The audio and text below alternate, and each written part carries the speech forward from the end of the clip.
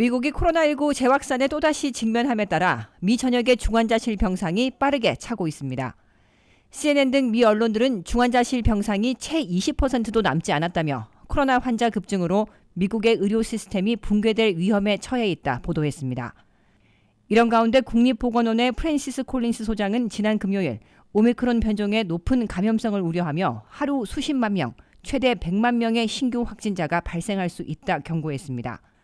오미크론은 걸려도 비교적 증상이 가벼운 것으로 알려져 있지만 환자 수가 급증하면 미국의 의료 시스템이 위협받을 수밖에 없습니다. 더욱이 아직까지 환자의 대부분은 증상이 가볍지 않은 델타 변이 감염자들입니다. 존스홉킨스 대학에 따르면 미국은 현재 매일 13만 명 이상의 신규 확진자를 쏟아내고 있습니다. 이는 일주일 전보다 10% 높은 수치로 지난 여름 정점에 맞먹는 수치입니다. 더욱이 CDC가 예상하고 있는 새로운 정점은 1월 초인데 그때가 되면 전염성이 강한 오미크론까지 본격 확산되면서 신규 확진자가 기하급수적으로 늘어날 것으로 보입니다. 문제는 보건복지부가 이미 미국의 중환자실이 80% 이상 차 있다 밝히면서 1월 정점을 감당할 수 있느냐입니다. 현재 중환자실 환자 5명 중 1명은 코로나 감염자들입니다. CDC가 발표한 자료에 따르면 백신을 접종하지 않은 사람이 코로나에 걸렸을 때 입원할 위험은 10배, 사망 위험은 20배 높다 밝힌 바 있습니다. 이런 가운데 오미크론 환자가 본격 퍼지고 있는 뉴욕의 상황은 갈수록 심각해지고 있습니다.